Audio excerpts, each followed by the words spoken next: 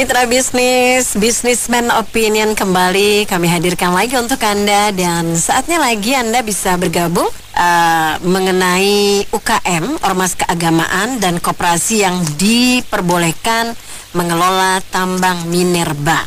Oke, mitra bisnis, pemerintah sudah resmi ya membolehkan UKM, Ormas Keagamaan dan Koperasi untuk mengelola tambang mineral dan batu bara dengan dikeluarkannya PP 39 tahun 2025. Jadi nantinya koperasi, UKM, dan ormas keagamaan ini akan mendapatkan prioritas untuk mengelola tambang minerba dengan seizin Menteri ESDM. Jatahnya untuk koperasi dan UKM hingga 2.500 hektar, sementara untuk badan usaha milik ormas keagamaan, BUMN, BUMD atau juga perusahaan yang bermitra dengan perguruan tinggi, luas maksimalnya 25.000 hektar untuk mineral logam dan 15.000 hektar untuk batu bara. Gimana komentar Anda mengenai ini, mitra bisnis? Silakan Anda bisa ke line telepon Pas FM 02150918877 atau bisa juga ke WhatsApp call ya, dari WhatsApp Anda telepon ke 0816924924 atau Anda bisa berkomentar di kolom komentar TikTok Live, kolom komentar Pas FM. Saya bingung ya sama pemerintah ini ya. Kenapa tambang-tambang yang kayak misalkan yang dikelola secara liar gak diserahkan saja ke perusahaan-perusahaan yang terdaftar di Bursa Efek? Kan banyak tuh perusahaan-perusahaan tambang yang berada di Bursa Efek. Selain mereka udah berpengalaman, itu saham-sahamnya juga banyak dimiliki oleh masyarakat. Jadi secara nggak langsung masyarakat yang akan luas yang menikmati, bukan ormas atau organisasi keagamaan atau organisasi massa yang mungkin dikelola oleh para anggota parpol atau ketua parpol. Ya kan itu kan nggak profesional gitu loh. Jadi kalau yang di Bursa Efek itu banyak sekali saya lihat perusahaan-perusahaan tambang swasta itu yang skalanya menengah ya. Nah itu kan mereka udah punya tata kelola yang baik, pengolahan limbah yang baik, peralatan, konstruksi yang baik, tenaga-tenaga yang handal, surveyor yang handal, gitu loh. Kalau dikelola sama ormas, nih contoh lah, nih satu tambang daerahnya dikelola sama ormas, misalkan NU lah, apa Muhammadiyah lah, gitu ya. Nah nanti ketua NU sama Muhammadiyah panggil siapa, Mbak? Pasti dipanggil yang dikumpulkan itu apa? Ketua-ketua pesantren kan yang sealiran sama dia kan. Nah bisa ketua-ketua pesantren yang NU apa Muhammadiyah dikumpulkan nih, kita punya lahan segini nih yang untuk dikelola untuk tambang. Apa mereka punya sumber daya untuk mengelola atau mengeksploitasi itu tambang itu ya? Tambang tersebut ya, apa misalkan dia batu bara atau apalah, nikel atau apalah, punya apa? Nah, nggak punya, saya yakin pengalaman juga nggak punya. Nanti ujung-ujungnya kayak apa tuh, Mbak? Itu kayak bangun pesantren itu kemarin roboh yang 65 orang meninggal itu. Itu saya lihat gak bangunannya kayak gimana tuh? Kan dibangun sama para santri tuh, ngecor dibangun sama santri, perakitan besi dibangun sama para santri dengan tidak mempunyai ilmu sipil dan konstruksi dan pembesian sama sekali. Iya, itu dilihat itu fondasinya juga cetek, dangkal, tiangnya juga nggak menopang pada tiang utama di lantai atasnya. Tiang itu menopang pada balok. Kalau dilihat itu sangat resiko sekali. Nah jadi bayangin aja, mereka ngebangun bangunan buat sendiri aja asal-asal. Gimana nanti buat eksploitasi gali-gali yang begitu dalam itu, apa nggak makan korban banyak? Nanti yang disalahkan siapa? Pemerintah. Gitu loh. Jadi menurut saya nggak bijak lah pemerintah itu. Itu pekerjaan yang beresiko tinggi, memakan banyak nyawa kalau misalkan salah tata kelola, gitu aja. Terima kasih. Yang jelas bertentangan dengan Undang-Undang Dasar ya. Kita kan dalam kehidupan berbangsa bernegara kan dasarnya selalu ada Undang-Undang Dasar. Di sana kan dikatakan kekayaan alam dan sumber daya itu dikuasai oleh negara dan digunakan untuk sebesar-besarnya kepentingan rakyat. Iya. Ini sudah bertentangan. Terus yang kedua, yang bikin bertentangan yang tadi Pak Andri bilang ngaco, ya bener sih. Karena apa? Kalau aturan turunan Kak Nena, ini kan dibuat aturan, nggak tahu ya bentuknya apa, entah itu perpres atau apa, Kepmen atau apapun lah. Itu kan harusnya tidak boleh bertabrakan dengan payungnya Undang-Undang Dasar kan, berarti. Betul. Nah, kalau memang mau ada seperti ini, harusnya yang di amandemen Undang-Undang Dasarnya dulu, baru aturan turunannya itu mengikuti. Ini kan sebenarnya kalau pakar tata negara, hukum dan tata negara itu harusnya juga mengkritisi hal tersebut ya, karena ini kan sudah kayak nabrak sana nabrak sini. Terus yang ketiga ya kan ada yang ada pernyataan gini Kak Nena, kalau sesuatu pekerjaan diserahkan kepada orang yang tidak punya kapasitas, tidak punya kompetensi, ya tinggal tunggu aja kehancurannya, gitu kan? Betul. Ya, jadi itu sangat rawan lah. Kenapa kok tadi apa yang disebutkan UKM ya Kak Nena? UKM boleh juga. UKM, ormas, ya oke lah. Kalau ormas kita kesampingkan dulu lah ya. UKM itu modal berapa? Kan yang bisa disebut UKM itu kan ada batasannya. Usaha kecil berapa, usaha menengah berapa, batasan modalnya. Padahal untuk bikin mining, penggalian, terus habis itu smelter, bahkan butuh modal berapa? Nggak mungkin yang main adalah UKM kan ya? Itu udah nggak masuk di akal. Nah, memang tadi disebutkan mungkin ada agenda tersembunyi, ya setuju. Agenda tersembunyinya adalah apa ya? Mungkin ada pihak-pihak tertentu yang mencari legalisasi dengan membuat aturan seperti ini, kan seolah-olah dia, nah kan saya bisa ngaku sebagai UKM atau apa, tapi yang memang dia modalnya nggak tahu hasil dari mana, dia sudah membuat satu holding atau konglomerasi untuk mengeksplorasi terus gitu loh. Akhirnya ujung-ujungnya jatuhnya di entah itu personal ataupun kelompok mereka sendiri, jadi pakai untuk rakyat. Ya, pakai benderanya UKM, tapi sebetulnya di belakang itu ada mereka juga, begitu kan? Yes. Betul. Ya, mungkin itu aja sih karena ya memang harus dikritisi dan mungkin ya kalau bisa dianulir gitu kan. Siap. Iya, kalau saya sebagai orang awam di bidang pertambangan, kalau saya lihat peraturan baru ini, UMKM, koperasi, lalu tadi ormas keagamaan dan lain-lain, pertanyaannya mengelola tambang ya, apakah itu bisa ya dikelola secara profesional? Karena kan kita bukan hanya mengambil bahan tambang itu untuk dijual begitu saja, tapi kan ketika kita melakukan eksplorasi bahan tambang kan, itu nanti kan bumi itu mungkin dibor ya, atau digali lah ya. Nah itu kan harus ada recovery land, ada biaya untuk mengembalikan kondisi tanah itu agar tidak bolong-bolong gitu ya, yang saya tahu gitu sih. Jadi apakah memang biaya itu nanti udah dipikirkan gitu, mereka bertanggung jawab gitu ya untuk melakukan recovery land tadi gitu. Karena kalau misalnya itu nggak dipikirkan, itu akan merusak lingkungan juga dampaknya, karena kan mengambil kekayaan hanya begitu saja tanpa mengembalikan ya fungsi hutan atau mungkin fungsi tanah yang telah digali tersebut gitu, seperti semula. Karena perusahaan besar pun juga ada problem ya terhadap recovery land ini yang saya dengar juga gitu. Artinya ini kan juga berbiaya, membutuhkan biaya lah yang tidak sedikit untuk melakukan recovery land itu. Terus yang kedua, pengelolaan bahan tambang kan bukan hanya digali lalu dijual kan. Harusnya kan ini udah value added lah yang bisa diberikan gitu ya, atau dikelola lebih lanjut agar bisa memiliki nilai tambah untuk industri atau barang jadi atau sesuatu yang dikelola lebih lah gitu, bukan hanya bahan mentah gitu. Itu kan apakah memang koperasi tadi Ormas Keagamaan dan sebagainya mampu gitu ya, walaupun dia bekerja dengan universitas.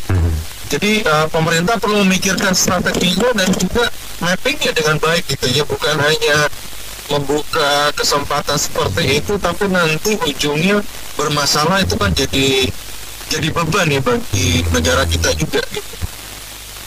Jadi memang nggak salah deh di Konoha dibilang mabok agama, ormas agama seberapa istimewanya mendapat tempat di pemerintahan. Nggak ngerti tujuannya apa. Kalau kita mau lihat sebenarnya kan harusnya profesional dong. Dasar menentukan untuk mengelola tambang itu emang gampang. Mereka punya apa? Punya skill, punya modal, atau punya backing. Itu permasalahannya kan. Sekarang kalau nggak punya apa-apa, cuman karena pengen nyari simpati, pengen nyari suara, lagi-lagi mengatasnamakan agama, ormas agama dirangkul. Celaka 13 nih kita. Pertanyaan paling mendasar kan, mereka mampu nggak mengelola? Ya kan, kalau nggak mampu akhirnya nyalok. Sekarang kalau mereka nggak punya kemampuan baik dalam hal mengelola, skill, apalagi modal, akhirnya kan seperti yang udah pejabat-pejabat cuma modal notis doang, calok. Itu enggak? Celaka 13 kan kalau kayak gini kan bangsa kita nih.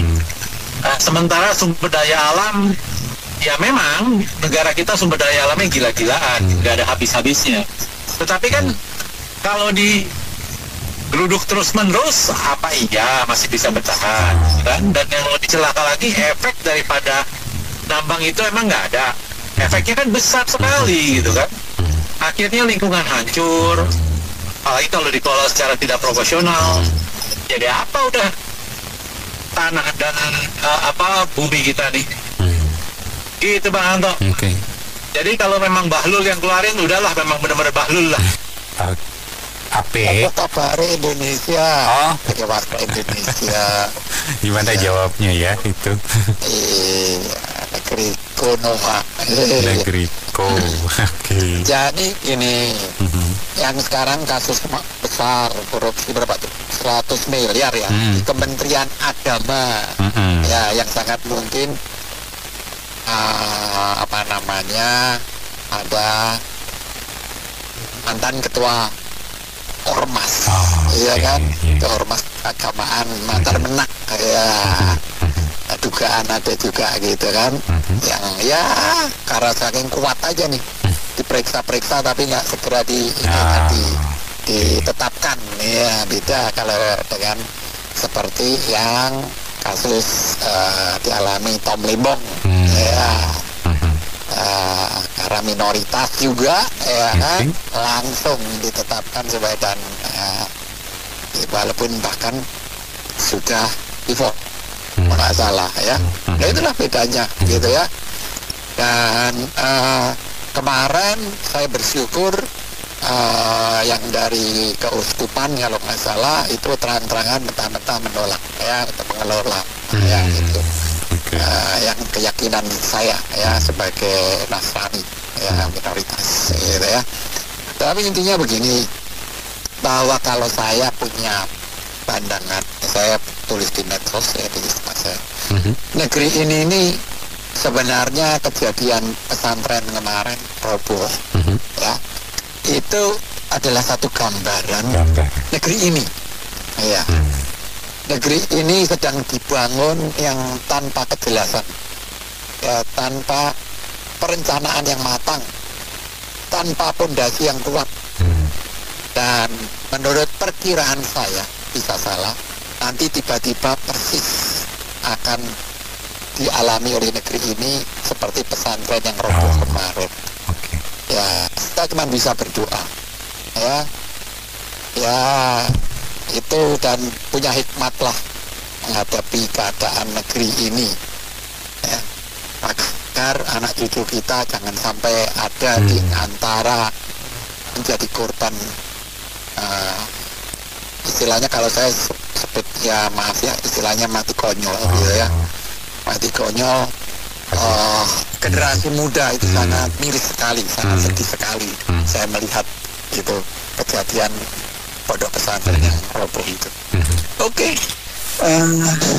Beberapa hari ini saya baca, ya kebetulan lah ya, saya lagi semangat nih dengan IHSG yang loncat-loncat ya, kan loncat lagi semangat juga gitu pertambangan, baik mineral maupun batu bara. Nah, di situ saya baca perusahaan A dia mengeluarkan sekian M untuk eksplorasi, ya. Nah, kita tahu ya namanya eksplorasi itu baru mencari kandungan-kandungan yang mereka inginkan, ya. Survei ke sana cek, survei ke sana cek, itu biayanya M. Apakah pasti menghasilkan sesuatu yang besar? Belum tentu, ya. Itu baru modal awal, ya. Berarti bisa dikatakan padat modal, ya. Itu baru eksplorasi. Nanti kalau sudah mendapatkan yang diinginkan dengan jumlah yang cukup signifikan, mereka tetap harus mengajukan izin, ya. Izin itu pertama ke kementerian, SDM, lingkungan hidup, ke pusat, ke provinsi, ke daerah kan berarti kabupaten, kan nggak mungkin di kota ya, kecuali kalau di Samarinda saya tahu banyak sekali ya batu bara di mana-mana, cuma kan kandungannya tipis, kemudian energinya nggak terlalu tinggi. Nah, untuk mendapatkan izin itu kan pakai duit, walaupun dipermudah, diperbolehkan dan sebagainya, tapi pakai duit, pakai waktu. Memang waktunya 1 bulan selesai, kan enggak ya, bertahun-tahun untuk kementerian maupun provinsi maupun kabupaten harus melakukan survei-survei juga. Di mana yang kamu temukan, yang kamu kepingin itu dijadikan konsesi untuk pertambanganmu, di mana luasnya mau berapa, ya, dan sebagainya. Itu biayanya nggak sedikit, ya. Koperasi, kemudian usaha kecil menengah ya. Kecil menengah itu kan kalau nggak salah yang omsetnya itu sekitar 4,8 M per tahun ya, kalau nggak salah ya. Ya maaf lah, saya mungkin nggak sampai di situ. Nah, gini sebetulnya ya, apakah mereka itu sanggup, koperasi UKM itu apa sanggup dengan modal yang seperti itu? Udah mikir MBG aja, MBG nggak terlalu gede-gede amat modalnya, ya kan? Nah, sebetulnya ini sepertinya menggampangkan ya, semua dapat bagian, ujung-ujungnya mereka dapat konsesi, mereka dapat izin, tapi yang mengerjakan orang lain. Ya, kita bayangin aja, sudah dapat izin lengkap, menghabiskan berapa M, sudah dieksplorasi, giliran mau eksploitasi, mereka membutuhkan alat berat, backhoe untuk ngeruk, ya kan, yang dikeruk tanahnya dulu, lapisan-lapisan luarnya dulu, baru ngeruk yang di bawah ini, misalnya batu bara, ya. Kemudian diangkutnya pakai apa? Masa pakai kol diesel? Kan nggak mungkin, kan. Kemudian kalau mereka nggak punya backhoe, masa pakai cangkul, ya kan? Itu semua padat modal, ya. Ya, yang katakan sekelas Antam, siapa itu, Haji Isam, ya, dia beli backhoe langsung berapa ribu, ya, karena duitnya gede untuk pertambangan. Ya, kalau misalnya mereka dikasih 2.500 hektar aja deh, 2.500 hektar tuh gede loh, gede. Ya memang buat kita tuh 2.500 hektar kelilingin itu berapa hari, tapi memang untuk usaha pertambangan itu kecil, ya kan kita tahu ya pertambangan sama perkebunan itu jutaan hektar kadang, dan itu nggak digarap, ditelantarkan ya. Jadi sebetulnya apa yang dilakukan ini, kalau saya ngomong bagus ya enggak, ya kalau menurut saya sih konyol ya. Itu memang sebetulnya kan untuk usaha-usaha yang padat modal, kan itu perusahaan-perusahaan gede. Tapi kalau misalnya ada perusahaan kecil mau nyoba dari kecil boleh ya, tapi kalau semacam yayasan-yayasan itu ya sebaiknya janganlah. Kok kayaknya itu terlalu nyah-nyoh kalau orang Jawa itu ngomong, udah siapa aja yang mau izin ya silakan dah ya. Mereka nggak mikir, banyak sekali orang yang nggak punya kemampuan, nggak pernah di bidang itu akhirnya asal nyebur, coba-coba ya. Paling-paling ya itu tadi ya, konsesi sudah dapat, izin sudah dapat semua, kemudian dijual ke pertambangan besar ya. Saya rasa itu aja deh, kayaknya minus semua ya. Nyeleneh keputusan pemerintah dalam proses membuka kelompok organisasi yang tidak punya kompetensi dan juga terbatas dari sisi modal, keahlian dan resources gitu kan ya. Jadi menurut saya berkaca saja dengan kasus Lapindo. Saya sekali kalau nggak salah kedua kali lah lewat di pinggiran tembok atau semacam apa ya, beton lumpur kalau saya nggak salah itu ya, yang membatasi kegagalan dari satu perusahaan besar swasta ya, yang mencari sumber daya alam di daerah sana gitu ya. Itu nggak beres, dan mungkin kita bisa googling juga kalau mau remind case tersebut, ada nggak yang menjadi masuk ke penjara karena efeknya itu hampir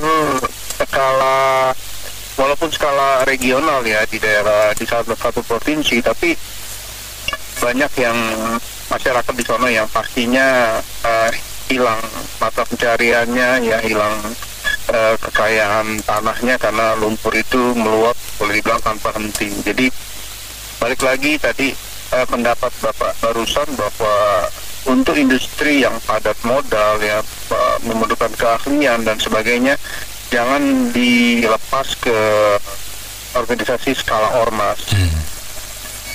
Karena nanti konsekuensi hukumnya itu juga berat gitu ya.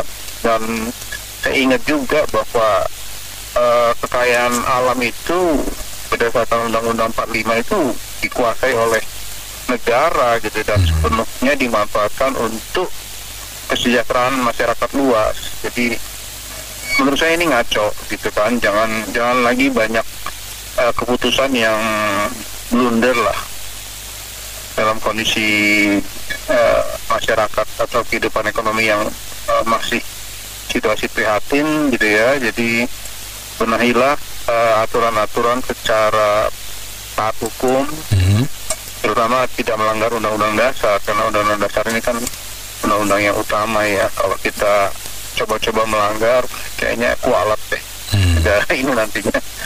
Itu aja. Ya, menurut Bapak yang barusan kebijakan itu ngaco gitu ya. Kalau menurut saya sih kebijakan ini tolol, Pak. Ya maaf Pak, saya agak keras gitu ya.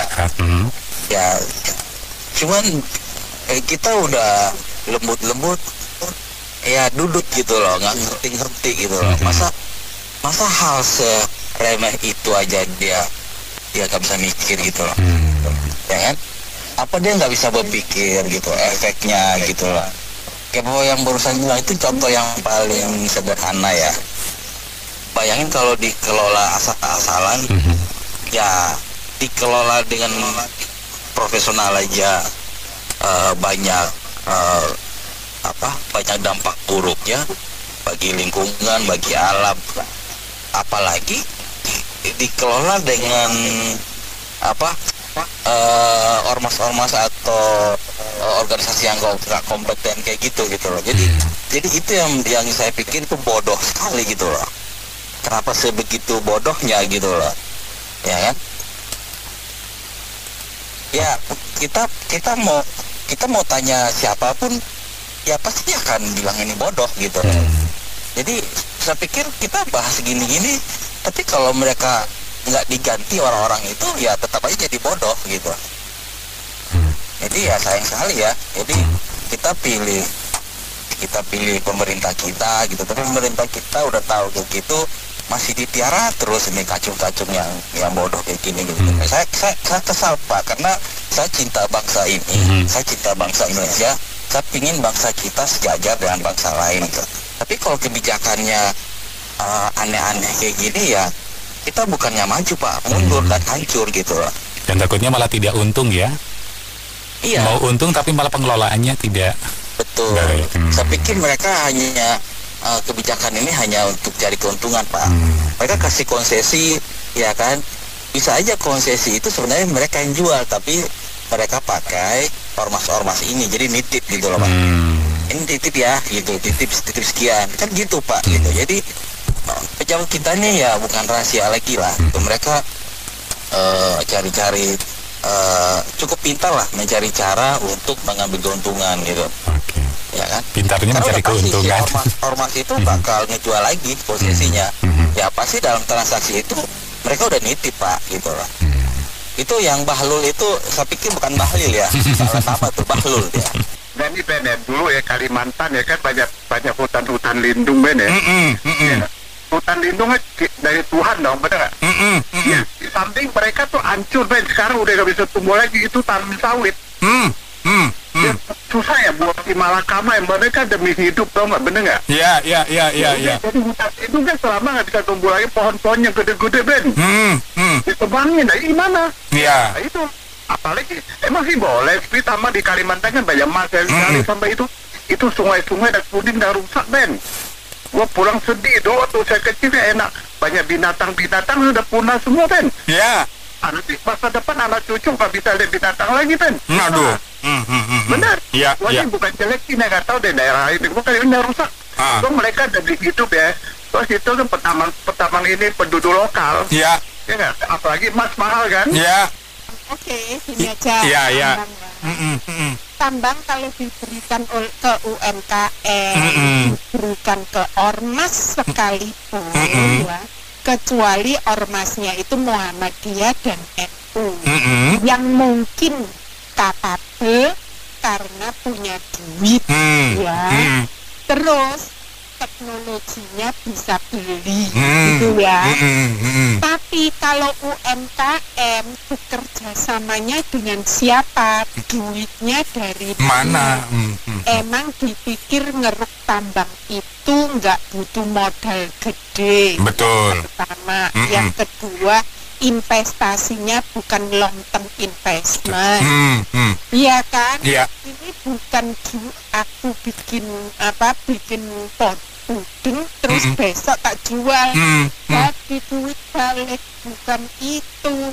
Nah, sekarang sementara yang namanya Aramco sama Iran itu udah hengkang dari kita. Aramco, Iran, Kuwait. Yeah. Kabur dari tempat kita gara-gara investasi penyulingan. Lah, maksudnya minyak ya. Lah, sekarang pikir aja, mereka merasa tidak efisien, tidak efisien, rugi karena pajaknya mahal, tidak punya insentif pajak, terus tidak juga punya kebebasan untuk menjual.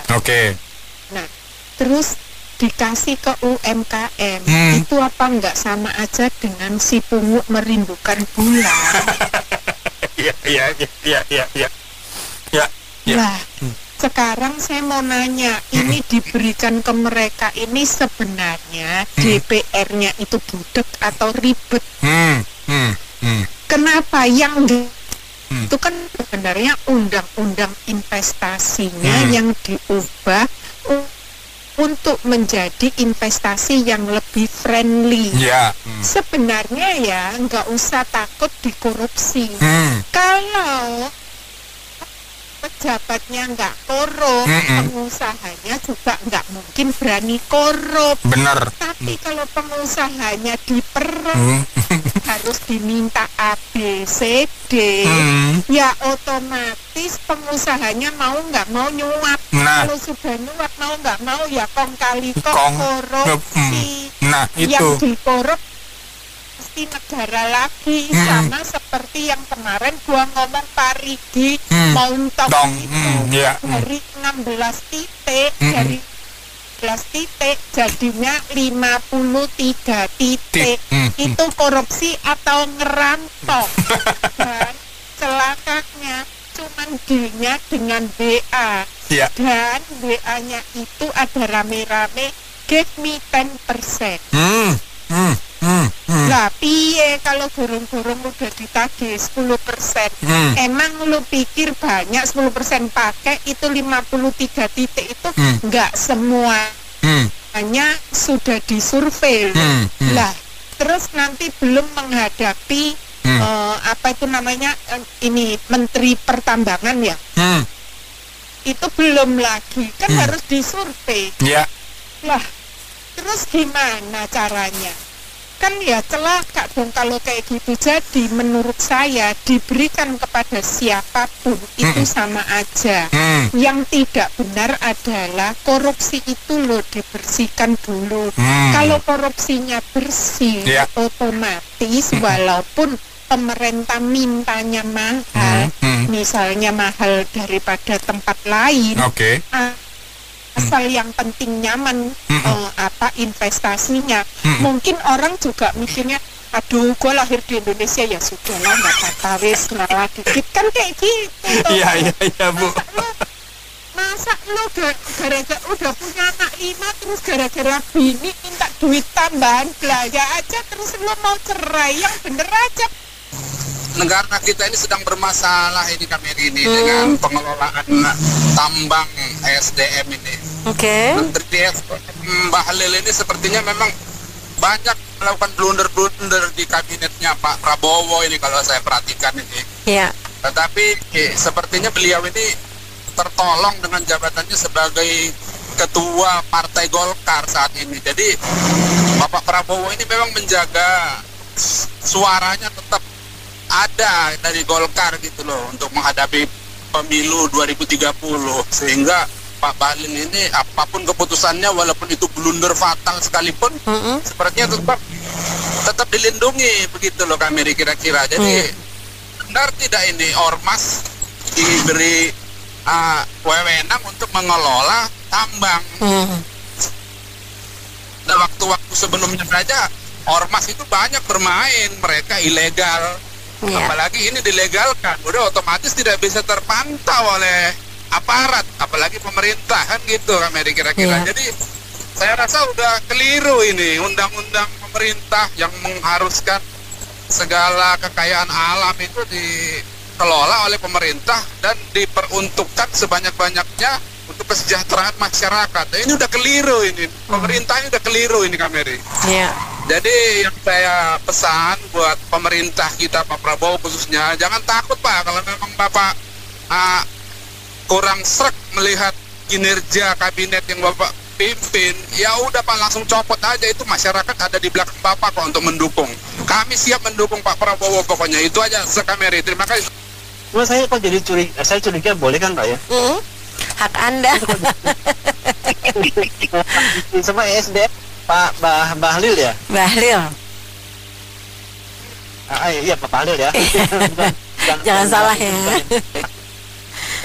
Saya curiga dia ada minta setoran nih kepada para pihak yang diberi kewenangan ya, entah itu ke ormas, ke bagian keagamaan, atau ke koperasi yang lain. Karena gini, sepanjang sejarah dari sejak Pak Soekarno sampai presiden terakhir Pak Jokowi ya, setahu saya sih yang namanya kayak ormas keagama yang penting ngurusin masalah agama aja ya, paling jauh paling antar konflik antar umat beragama atau mungkin antar kependudukan itu aja sih Mbak. Kalau dari beragama terus tiba-tiba mungkin tambang kok kayak apa ya, kayak mungkin semacam anak SD disuruh ngerjain pelajaran kena kelas SMA kan jauh sekali Mbak, bukan bidangnya gitu. Nah ya dikhawatirkan malah nanti akan semakin terjadi carut marut di daerah-daerah pertambangan. Kayak misalnya gini Mbak, seperti yang kita lihat kan sekarang banyak tambang yang dikelola oleh profesional ya. Itu aja beres Mbak, recovery, maksudnya setelah ditambang biasanya tanahnya berantakan. Amdalnya ya.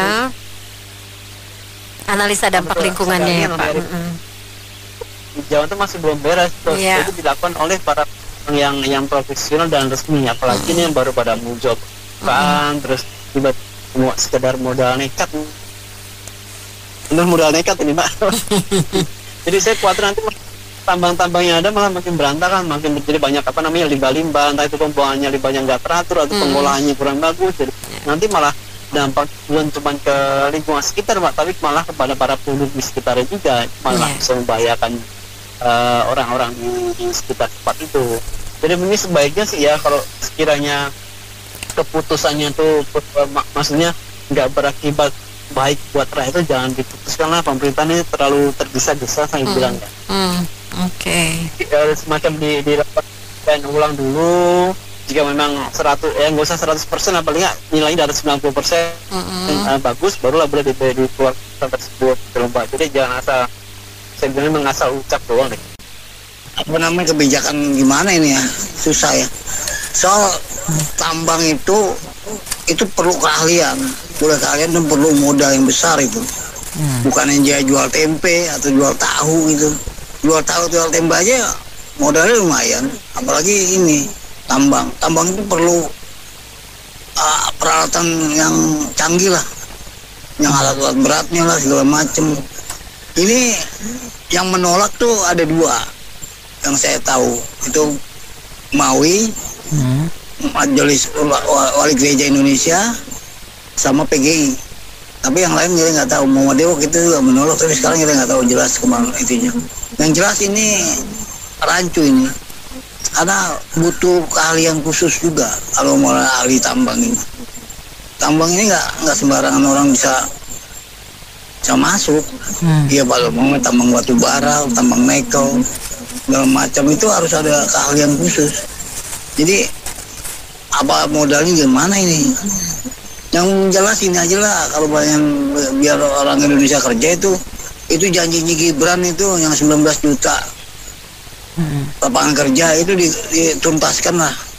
Itu sampai sekarang mana dia awang-awang itu 19 juta lapangan kerja waktu janji kampanye itu. Sampai sekarang nggak realisasinya. Udah setahun dia menjadi wapres, sampai sekarang nggak ada apa-apanya itu. Itu padat karya aja 19 juta itu sekarang yang dibutuhkan oleh rakyat, bukannya soal UMKM. Jadi ini UKM aja sekarang lagi sepi begini, dagang lagi susah. Mana mau punya modal ya Mas? Jadi peraturan ini dugaan saya keluar karena maraknya demo-demo belakangan ini bahwa ekonomi itu dikuasai oleh oligarki sama kaum kapitalis. Maka yang begitu yang protes-protes gini dalam demo kan sering ormas, kebanyakan ormas lah, untuk masyarakat bawah lah. Jadi menganggap ekonomi ini dikuasai oleh oligarki segala macam. Dikeluarkan aturan ini seolah-olah tuh kesempatan tuh diberikan kepada semua. Bahkan sebenarnya aturan sekarang tanpa peraturan ini pun semua orang terbuka untuk usaha dimanapun di tambang sekalipun. Tapi kan mereka kan nggak punya modal. Nah sekarang oke lah, sekarang aturannya ada, dikasih kesempatan. Sekarang koperasi apa yang kemungkinan dia bisa lakukan? Paling diantara pengurusnya berdebat nanti untuk memutuskan sesuatu, belum lagi modalnya nggak ada. Begitu juga UMKM kan berarti pribadi, lebih nggak ada lagi modalnya, kemampuannya juga. Jadi ini peraturan omong kosong gitu. Paling kalau UMKM dikasih atau koperasi dikasih, dijual juga kepada kaum yang punya modal dan punya keahlian. Jadi nggak berjalan aturan ini. Jadi hanya omong kosong lah gitu. Jadi memang bumi, air dan kekayaan dikuasai oleh negara. Tapi kan bukan berarti negara langsung menyerahkan kepada rakyat untuk diserahkan, tapi aturannya ada kan, rakyat kenyataannya nggak bisa airnya. Memang ya hukum alam lagi, hukum ekonomi lagi yang berjalan. Siapa yang mampu dan punya uang, mereka lah yang itu, yang berusaha akhirnya. Ya mereka punya duit, tinggal diatur. Sekarang pajaknya diatur. Biarkan mereka yang punya uang dan punya keahlian yang berusaha, tapi pajak atas kekayaan alam itu disesuaikan seperti apa yang adil menurut saya. Nah, setelah pajak itu ngumpul, di situ pengelolaan yang benar bagi untuk pembangunan. Jangan seperti sekarang APBN itu hanya untuk kesejahteraan pejabat gitu. 80% untuk habis untuk kesejahteraan pejabat, pembangunan hanya sedikit sekali. Padahal itu dari APBN yang dikumpulkan dari mungkin pajak tambang lah, pajak usaha dan pajak macam-macam. Nah, tinggal pajaknya yang diatur, bukan orang dibatasi usaha. Memang kalau diambil usaha orang itu, negara bisa kelola, itu lebih nggak bakal mampu lagi mengelola, lebih amburadul lagi gitu. Jadi serahkanlah kepada profesional, kalau pajaknya diatur atau apa ya, retribusi dan segala macam itu yang diatur yang benar gitu. Setelah diatur benar, setelah ngumpul duitnya, gunakan yang benar untuk kesejahteraan rakyat, jangan digunakan untuk kesejahteraan pejabat aja gitu loh. Ya. Saya baca judul ini sepertinya memang ini menunjukkan ketidakmampuan pemerintah kita untuk mengelola tambang. Sebenarnya kalau kita tarik dari Undang-Undang Dasar itu kan sebenarnya tambang dan hasil kekayaan Nusantara itu dikelola oleh pemerintah dan dipergunakan sebanyak-banyaknya untuk masyarakat Indonesia.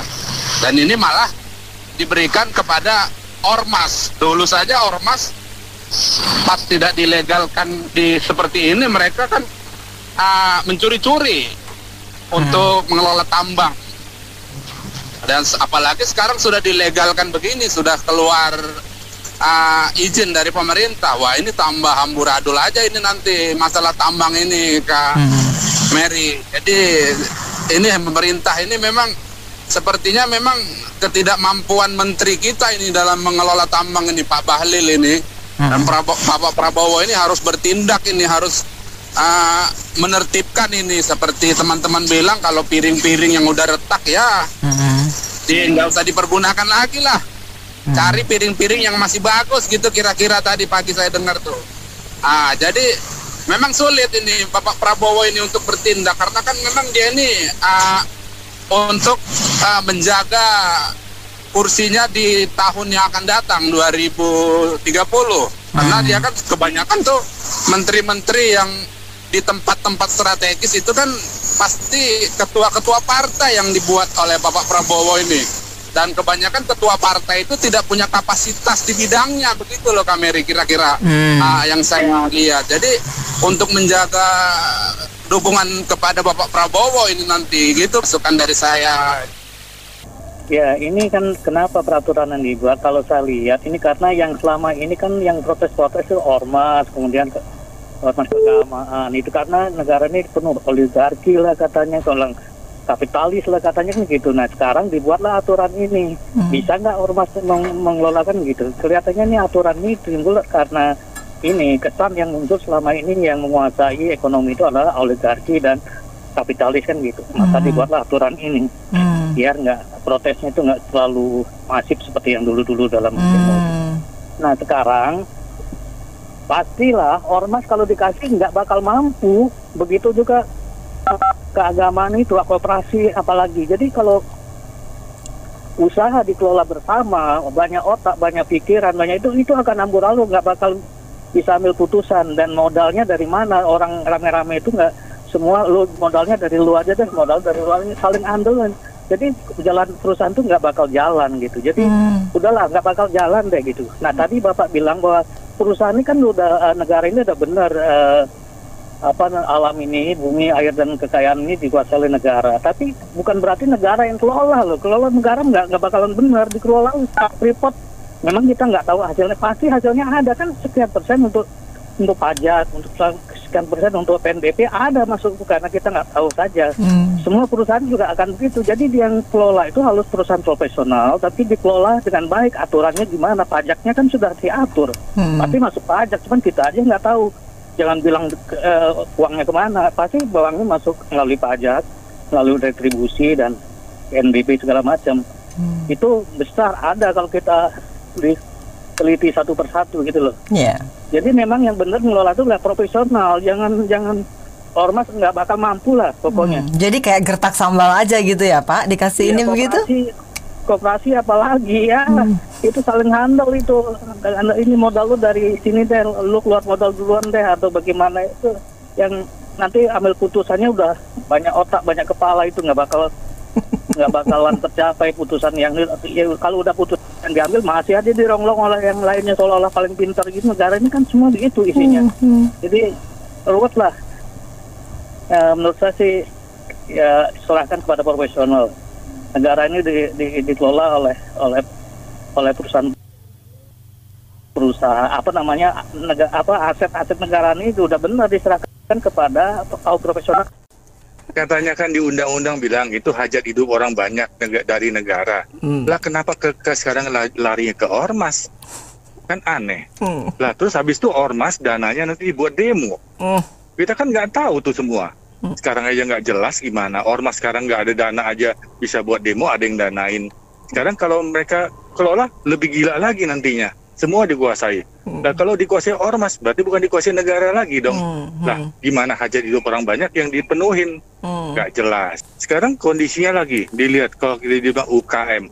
Lah UKM kan modalnya pas-pasan. Tidak seperti yang perusahaan namanya perusahaan besar. Yang punya modal yang kuat. Siapa penyandang modal di belakangnya? Kan modelnya mining begitu, tambang gitu kan bukan pakai modal 100-200 ribu, 100-200 juta. Betul. Hitungannya bisa M malah bisa T. Betul, satu alatnya aja harganya bisa lebih 10 M itu Pak. Nah makanya siapa penyandang di belakang itu? Ini udah kayaknya udah melenceng, udah nggak beres jadinya. Nggak ngerti maunya gimana. Nah kalau sudah seperti itu, apa yang namanya Undang-Undang 45? Mending rubah aja undang-undang sekalian kalau kayak gitu caranya. Apa negara sudah tidak mampu lagi mengelola? Pertamina aja udah kacau balau begitu. Nah sekarang kita bilang kita punya nikel salah satu nikel terbaik di dunia. Lah kalau nggak dikelola dengan benar, sekarang apa hasilnya? Kita ngomong jauh, nggak usah jauh-jauh deh ke Freeport. Freeport katanya sudah kita ambil alih, tapi terus kemana dananya, duitnya buat pembangunan negara kemana? Kok nggak bisa, nggak ada gitu loh, nggak ada kejelasan kan? Nah, apalagi yang lain kita lihat ke coal mining segala macam dikelola sama swasta semua, sama Bakri, sama siapa? Nah terus buat negara sendiri bangun negaranya kemana? Ya nggak heran kalau duit negara nggak ada semua, dia catut sama orang-orang seperti itu gitu loh. Ya nggak heran. Sekarang balik lagi, negara memang mau ngatur sesuai undang-undang apa enggak? Kalau enggak ya bilang aja nggak rubah sekali undang-undang dasarnya. Nggak usah bilang untuk hajat itu orang banyak. Itu milik negara semua. Itu tambang negara semua. Harusnya seperti itu. Itu aja Mbak. Makanya sekarang kayaknya kacau balau, blunder semuanya. Yang jelas gini, kita bayangin ya, ormas-ormas yang tadinya mungkin handle Pak Ogah itu tiba-tiba suruh ngurusin tambang, gimana coba? Iya. Ngeri kan kalau misalnya. Dan ini jadi cuman bungkus doang sih kalau saya bilang. Mungkin aja ada pejabat yang mau masuk dengan ininya ormas ya, dengan apa? Soal ormas, tapi sebenarnya siapa gitu di belakangnya? Benderanya, dipakai benderanya gitu ya. Bendera ormas, tapi ya kayak tempat mahasiswa sudah bisa ngelola tambang, modalnya emang kecil. Kan berapa besar kemampuannya? Jadi bingung soal siapa yang benar apa enggak gitu kan, kayak gini. Kalau kita punya tagline harusnya pintar, put the right man in the right place, ya itu nggak masuk sebenarnya. Itu makanya harus hati-hati lah gini-gini. Jangan sampai jadi cuman bancakan baru lah. Mestinya kan kekayaan alam ini kan ditertibkan ya, dikuasai sepenuhnya negara gitu ya. Bukan malah dibagi-bagi nggak jelas kayak gini sih ya. Bahwa sekarang ini mudahnya menerabas undang-undang pejabat kita ya. Gampang banget gitu mengabaikan undang-undang. dari mulai peraturan pencalonan umur dan sekarang juga soal kekayaan alam yang semestinya dikuasai negara. Lalu sekarang kita UKM. Saya kok agak-agak pesimis soal UKM ya. MBG juga awalnya UKM loh sasarannya. Iya kan? Coba dia itu belum, saya yakin siapapun masih ingat lah, belum lupa itu. Ya, UKM. Tapi UKM yang mana? Ujung-ujungnya politisi juga yang ada di sana. Mungkin UKM itu brand name yang dekat dengan rakyat dan rasanya ini mudah ditarik-tarik ya, mudah banget gitu. Lalu pemilik dapurnya siapa? Perwira, TNI ya, polisi, DPR gitu. Ya. DPR, iya, politisi.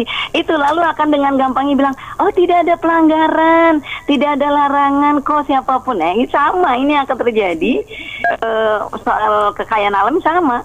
Yang akan memegang, yang akan ada di sana ya mereka-mereka lagi. Dan mereka akan bilang, nggak ada larangan, nggak ada pelanggaran gitu. Jadi pemerintah kita ini sekarang entah lagi bingung karena banyak utang mungkin ya. Kan orang-orang kalau banyak utang biasanya bingung. Ya. Ngomongin diri sendiri ya kita ya. Iya, makanya saya malas utang. Karena saya kalau utang bingung. Nah, iya kan 1.600 T cuman buat bayar utang loh.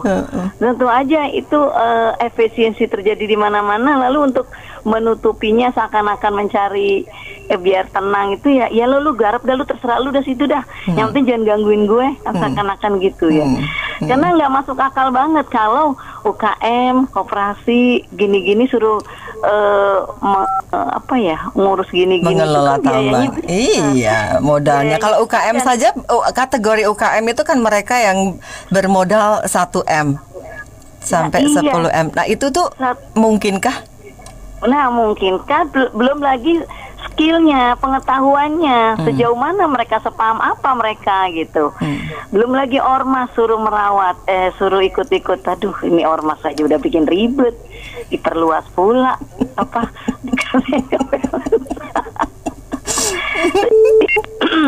Iya sih, emang pemerintah kita lagi bingung benar, karena memang utangnya banyak, efisiensi katanya, tapi pemborosan tetap berjalan di mana-mana. Kenapa ya jadi membingungkan sih sejujurnya? UKM enggak lah, saya nggak percaya kalau UKM yang megang. UKM yang mana? Itu pertanyaannya. Karena ya itu tadi, MBG aja udah nggak, judulnya bukan UKM lagi. Mana ada UKM bisa bikin dapur segede gambreng lalu dengan modal yang besar ya. Betul, penanganan betul. yang real ya. Saya sih berharap gini ya, udahlah pilpresnya penuh dengan manipulasi, penuh dengan dosa politik. Pemerintahnya, kebijakannya juga jangan dibungkus dengan kemunafikan lagi gitu loh. Ayolah kita transparan aja, sebetulnya negara kita ini kenapa kok begini nih, kenapa? Karena utangnya banyak. Ya emang sih betul, utangnya banyak, tapi kan rakyat nggak tahu menau soal utang gitu loh. Bansos kan mereka cuma nerima, dia nggak tahu kalau duitnya boleh utang. Atau rakyat, bahkan rakyat yang ngumpulin duit buat bayar utang dong. Nah, itu dia. Tuh udah dimulai KDM tuh, Rp1.000 sehari. Kebayang berapa juta tuh kalau dikumpulin per hari, orang 4 juta aja udah 4M. Aduh, emang kita lagi benar-benar menghadapi masalah. Jadi saya sih mikir gini, lebih rumit pemerintahnya seperti ketimbang rakyatnya dah. Rakyatnya mah ya udahlah, sehari bisa muter hidupnya udah alhamdulillah. Dan mereka punya tanggung jawab besar atas semua kampanye, janji-janjinya harus dipenuhi dengan anggaran yang tinggal setengahnya. Anggarannya, Nen, karena setengahnya buat bayar hutang. Siapa yang bikin utang? Ya jawab aja sendiri sih, Nen. Ya, jadi saya berharapnya ini bisa jadi terobosan ya atas beberapa masalah di lapangan terkait dengan pertambangan ya. Seperti kejadian di Riau kemarin, Mbak Nena, ketika ada aparat keamanan yang tiba-tiba digeruduk massa penambang ya, karena mereka merasa sandang pangannya itu diganggu oleh pihak keamanan gitu ya. Kemudian sampai-sampai kendaraan dari milik Pak Kapolresnya itu sempat dirusak oleh massa karena massa marah. Kemudian hal yang sama juga terjadi di Jawa Timur ketika ada sumur-sumur minyak milik yang ada di dekat rumah warga, di pekarangan warga itu tiba-tiba terbakar. Nah, ini menjadi masalah tersendiri yang akhirnya sampai menimbulkan korban jiwa. Nah, harapannya dengan adanya kebijakan dari pemerintah ini bisa melegalisasi apa-apa yang menjadi sementara ini ilegal dan selalu bersinggungan dengan masyarakat. Tapi memang harus berhati-hati sekali Mbak Nina ya, sebab tidak semua daerah itu punya masalah yang sama. Seperti di Rempang misalnya, yaitu ketika ada upaya penambangan yang dilakukan oleh pengusaha besar yang kemudian berakhir ricuh ya, bahkan dari pihak keamanan sendiri juga terkesan harus memihak pemerintah pusat ya kan. Sehingga pada waktu itu sempat terjadi kericuan yang berskala nasional itu. Nah, maka harapan kita seperti itu ya, dengan adanya legalisasi seperti ini, apalagi sudah jelas tadi aturannya, itu paling tidak akan mengakomodir mengakomodir kepentingan massa, sekaligus pemerintah juga bisa memberikan regulasi terkait dengan prosedurnya Mbak Nina. Misalnya dari aspek keamanan, kemudian aspek pemrosesan, bahkan aspek lingkungan yang juga harus diperhatikan. Nah, sebab tidak sedikit juga ya perusahaan-perusahaan besar sekalipun yang selesai sudah menyelesaikan pertambangannya itu juga meninggalkan begitu saja lubang-lubang galian yang akhirnya juga menimbulkan korban. Nah ini harapan kita dengan adanya regulasi seperti itu juga bisa dijadikan sebagai sarana untuk menyelesaikan masalah-masalah sosial terkait dengan masyarakat sama dengan warga Indonesia yang dipekerjakannya. Waktu itu sekitar hampir 3 ons ya emas yang didapatnya, yang kemudian akhirnya diproses oleh pihak kepolisian. Ya. Yang saya heran ya bagaimana engkoh-engkoh ini bisa sampai ke sana membawa peralatan yang begitu modern ya dari negaranya. Nah, ya kalau peralatan seperti itu bisa dimanfaatkan oleh para penambang-penambang kita yang penambang sederhana itu mungkin akan bisa memberikan nilai tambah. Dan masalah seperti ini tadi yang seperti di Papua itu bukan terjadi kali pertamanya Mbak Nina. Di Kalimantan juga sempat terjadi. Bahkan ketika sampai ke masalah ke meja hukum itu sempat dibebaskan juga ya. Nah, sementara hasilnya entah dibawa oleh pihak pemerintah atau kemudian dibawa ke luar negeri, kita nggak tahu. Nah, harapannya adalah agar tidak muncul kesan di masyarakat bahwa kekayaan alam yang dimiliki oleh bangsa ini hanya dinikmati oleh segelintir orang saja, mereka yang berkuasa, mereka yang punya akses dengan kekuasaan, atau justru orang-orang asing yang sebenarnya hanya ingin mendapatkan kekayaan dari bumi Nusantara ini. Waduh, jadi ini, nggak tahu gimana ya penilaiannya. Koperasi juga umurnya belum berapa tahun, 6 bulan juga belum, disuruh ambil alih. Terus ormas apa lagi Mbak Nina? Tadi ada ormas juga. Iya, ormas keagamaan. Boleh. Ormas keagamaan juga disuruh. Ya kan saya bilang Mbak Nina ya, ini sama aja segelintir manusia, apalagi pembantunya ini mengelola, seorang menteri lagi kan, harusnya basicnya ada, modalnya ada. Ini dipertontonkan, seolah-olah ini negara ini udah tidak bisa, udah tidak mampu lagi mereka mengelola sumber daya alam kita ini. Kriterianya apa? Mereka kasih ke ormas, apalagi ormas keagamaan. Kalau modalnya, ilmunya ada, saya kayak NU, Muhammadiyah, ilmunya ada. Di bidang pendidikan mereka ada basic-basicnya. Nanti kalau yang lain-lain, ormas ini, ormas itu, yang ambil gimana? Nanti kalau mau, itu yang tambang-tambang yang sudah dikelola oleh rakyat itu yang diberdayakan. Pak Hendri, sekedar data ya, ada 2000 titik pertambangan ilegal itu ditemukan oleh pemerintah dan kerugiannya sampai triliunan. Nah, itu yang dikelola oleh rakyat kan, yang tidak terdeteksi oleh pemerintah kan, kemana? Harusnya mereka bisa melihat aset-aset negara ini yang kelihatan sumber daya alamnya. Kemana mereka?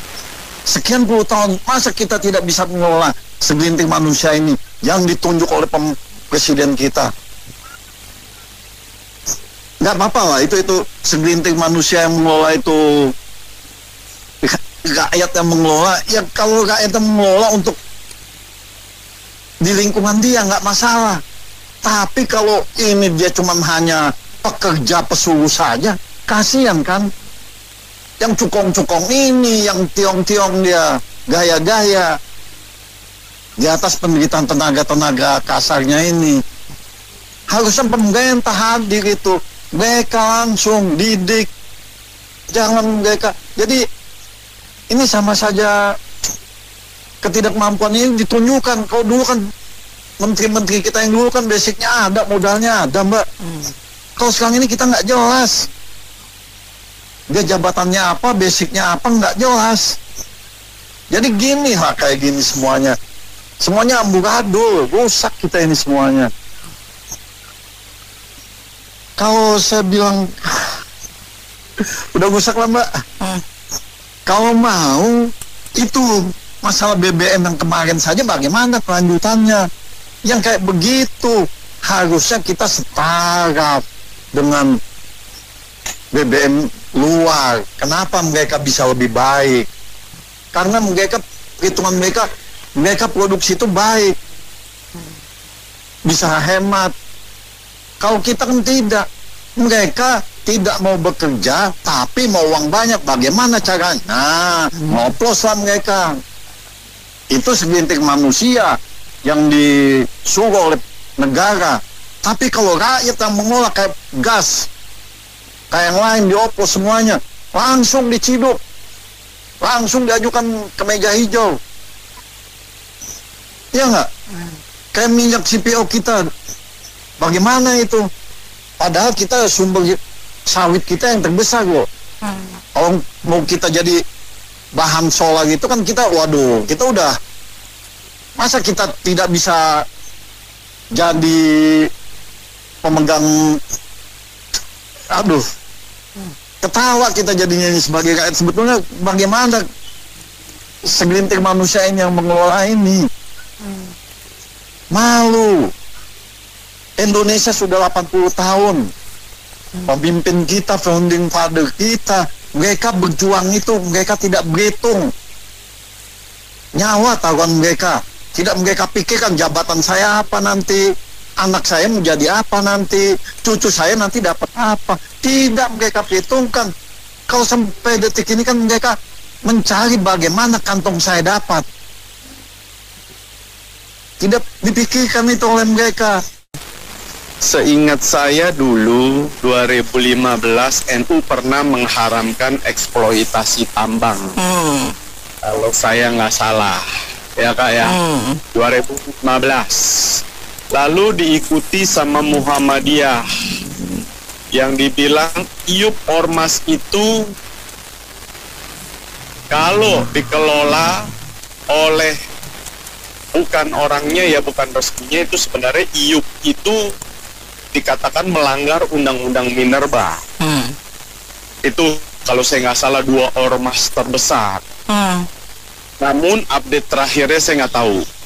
Jadi saya nggak mau komentar itu, saya hanya berdasarkan referensi yang pernah saya baca. Ya, betul-betul. Itu tertuang dalam putusan Bahsul Masail PBNU 2015, betul ya? Betul. Nah itu, berarti saya nggak salah ngomong ya, nggak ngomong hoax. Siap. Di situ. Terus yang saya tahu yang namanya Waludi, PHDI, dan PGI semua menolak. Ya nggak Kak? Jadi saya nggak tahu update terakhir apakah Muhammadiyah dan NU akhirnya mengambil, di istilahnya dia meludah terus dia jilat balik, ya kita nggak tahu. Waktu yang akan membuktikan itu ya Kak ya. Boleh nggak saya bilang ini adalah jebakan Batman? Nama ormas seolah-olah itu dipakai, dijual. Padahal niat aslinya itu bukan buat ormas. Ada kepentingan tertentu, hidden agenda di belakang itu gitu? Ya. Bisa banyak spekulasi yang muncul. Tapi yang jelas satu, ini adalah tipe yang main tabrak semua aturan yang ada. Dan seperti kita tahu, siapa yang paling sering melanggar aturannya itu adalah, kita bilang, oknum-oknum penegak hukum itu sendiri Kak. Mau saya sebut contoh, uang jaga keamanan di tambang ilegal Aceh itu nilainya 300 miliar lebih. Dan kalau itu dikuasai 1-2 orang, rasanya nggak mungkin Kak itu pasti mengalir ke institusi kan. 300 miliar itu bukan 300.000 atau 300 juta, ya nggak kan? Ya, oke. Ya. Jadi mereka tabrak semua aturan, mereka yang sejatinya melanggar aturan itu sendiri. Dan ya kita lihatlah, Prabowo kan bekas militer, saya nggak mau justifikasi lah bagaimana dia naik di karir militernya, semua juga tahu. Dan saya tidak sedang menyebarkan hoax ya. Intinya gini, kalau pemimpin negara sudah sesat, saya pakai kata sesat ya Pak ya, mudah-mudahan rakyatnya pintar dan tidak disesatkan oleh orang yang seolah-olah berpihak kepada rakyat.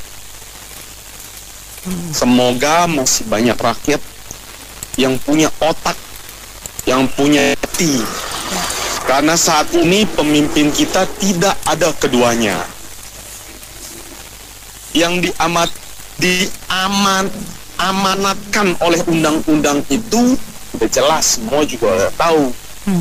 Mengelola sumber daya alam itu siapa yang seharusnya mengelola? Negara. Clear. Hasilnya digunakan untuk kemakmuran rakyat. Sangat jelas kok undang-undangnya. Kenapa ditabrak kanan kiri? Apakah sedang mau menutup fakta kalau selama ini yang mengelola SDA ini adalah perampok yang berkedok pejabat? Mereka itu penjahat yang sebenarnya, yang sesungguhnya berusaha lagi buang dosa atas semua kehancuran yang sudah mereka bikin ke negara ini. Jadi ini modusnya penjahat yang memanfaatkan nama usaha kecil yang digunakan nanti buat kepentingan mereka apa? Ngeraup keuntungan yang enggak akan mungkin diraih oleh usaha kecil itu sendiri. Entitasnya nanti akan mereka pakai, either mereka pakai, mereka pinjam, mereka create. Sementara operatornya siapa? Si penjahat itu sendiri nanti yang akan jadi operator. Ini gejala ini sudah muncul di periodenya Pak Jokowi ya. Jadi ormas ini sudah diajak dalam politik ya. Tentunya ada plus ada minusnya ya.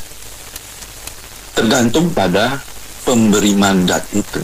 Ya, pemegang kekuasaan ini siapa? Mindnya apa? Ya, dia kalau memberdayakan ormas ya atau apalah ya yang di daerah ini kan banyak terlibat. Kita paham itu ormas banyak terlibat di kedaerahan ya, kesukuan, kemudian hutan segala macam. Itu mereka libatkan. Sini, ayo masuk, gua bagi-bagi. Ya, jadi jangan ribut. Tapi tahu apa enggak? Itu di dalamnya ada konflik sesama adat yang sama. Saya ngomong Dayak. Sesama Dayak di Kalimantan itu berantem karena ada ormas Dayak yang bisa diperalat. Sini datang, gua bagi ke lu ya. Tapi ada yang nggak setuju karena ada yang konservatif, nggak mau berubah, nggak mau diacak-acak lah itu hutannya, gunungnya segala macam. Cuma yang selama ini memang cuma dieksploitasi loh. Kalau dulu kan cuma libatin swasta, ya, korporasi.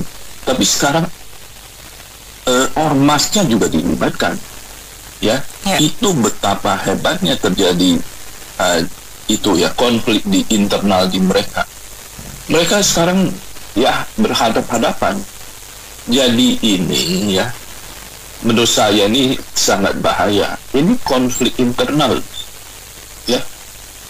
Satu komunitas yang tadinya homogen sama dipecah belah demi ya itu materi. Entah lu dapat ya. Tapi sebagian yang artinya dia kasih satu ormas, lu dapat ya, suruh dia fight against yang nggak setuju. Padahal mereka satu komunitas yang sama. mereka berantem lah, berhadap-hadapan lah. Begitu cara mainnya. Memang kalau saya bilang ya, kekuasaan di mana juga selalu memecah belah. Ya. Siapa yang nggak memecah belah? Adat itu seperti Amerika dulu ke sana, kaum Indian dipecah belah, dihancuri karena mereka kan nggak mau terjadi perubahan. Ya, Australia ke sana aborigin dibasmi, di genocide, dihilangin biar nggak berisik kan. Itu jadi kekuasaan itu betapa kejamnya kalau kita mau menilik dari sisi ini. Memang pembangunan itu pasti, menurut saya pasti mengeliminir kaum konservatif. Karena kaum konservatif tetap, gua nggak mau ya, gua maunya gunung gua tetap begini ya, hutan gua tetap gini, jalan jangan diperlebar ya, begini-gini aja jalan kaki ya nggak bisa maju. Jadi memang konsekuensinya akan tereliminir, tapi masalahnya adalah pemegang kekuasaan di mana menjalankan polisinya dengan soft landing, bukan dengan hantam aja. Ya, jadi masyarakat kita ini tuh sudah terjadi kotak-kotak ya, semenjak ya 1 dekade atau 2 dekade terakhir lah. Kalau dulu masih Babe Harto yang ngomong, lu jangan macam-macam. Kalau ada yang protes dia bilang nanti lu PKI bukan. Nah, dengan cara itu kan, makanya diem. Atau Petrus ya zaman dulu itu ya. Betul, dikit-dikit dicap orang PKI gitu. Jadi orang nggak berani ngomong. Nah sekarang lain caranya, dengan cara memecah belah masyarakat bawah. Ya, sini nanti dikasih jadi komisaris ya. Nah itulah, medsos saja itu buzzer aja memang ada dan sangat sengit ya. Buzzer yang tadinya semua dukung satu orang bisa terpecah belah demi kekuasaan, demi jabatan, gitu caranya. Jadi kita sebagai penonton kita enjoy aja. Kali ini gue pusing deh sama pemerintahan nggak jelas ini. Aduh, akhlaknya gimana coba? Ya. Masa pertambangan mau diserahin ke ormas-ormas, padahal dia nggak mikir kalau sekarang ini negara kita ini lagi kisruh ya, sedang digerogoti oleh negara-negara asing. Ya, salah satunya pemerintah harus intinya bisa introspeksi dulu lah.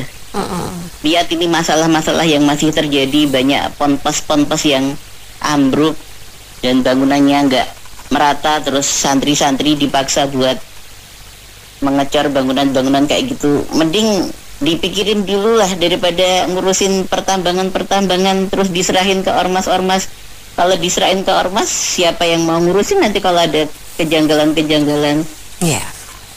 Iya, seharusnya pemerintah kita introspeksi atas kejadian-kejadian yang masih melanda. Kayak kejadian demo kemarin, udah beres belum itu urusan-urusan itu? Demo kerusuhan kemarin 24 Agustus sampai 31 itu beresin dulu. Kalau belum beres, ngapain coba ngurusin yang lain gitu loh. Coba bersihkanlah dulu masalah-masalah yang sudah terjadi, seperti demo yang terjadi beberapa bulan yang silam. Kasus kematiannya ojol, terus DPR yang diberhentikan itu diberesin dulu lah. Intinya kita semua mendukung kalau kebijakannya bisa lebih baik dari kebijakan yang ada gitu lah. Iya, saya mau bingung. Itu dia kan saya cari-cari yang menentukan izin itu menteri. Sebelumnya gubernur ya. Jadi menteri itu mau menentukan dia itu berhak dapat izin itu dari mana? Katanya kan harus punya dana, dia harus ada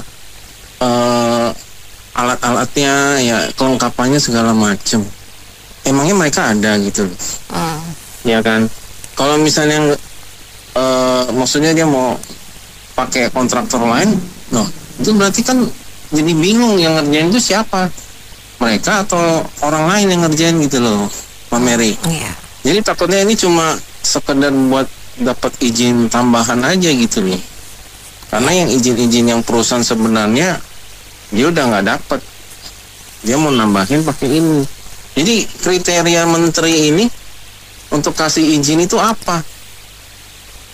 Kan nggak jelas gitu ya. Ini rawan-rawan apa kayak lobby-lobby gitu, tau nggak? Jadi berdasar bisa diatur yang dapat siapa gitu-gitu. Jadi udah itu ya menterinya udah kayak gitu, banyak yang nggak suka. Ya udah tahu lah kira-kira kan kita malah nggak nggak percaya lah gitu loh. Kalau kinerjanya yang kemarin gas nggak ada, nah itu minyak yang swasta. Ini kayak gini-gini ya nggak yakin gitu loh, dia apakah akan adil atau ada kepentingan tertentu gitu loh. Ya. Mary, oke, makasih. Terima kasih. Baik, Pak Teddy sebagai penelpon terakhir, terima kasih sudah bergabung Businessman Opinion, dan saya Mary Agustin.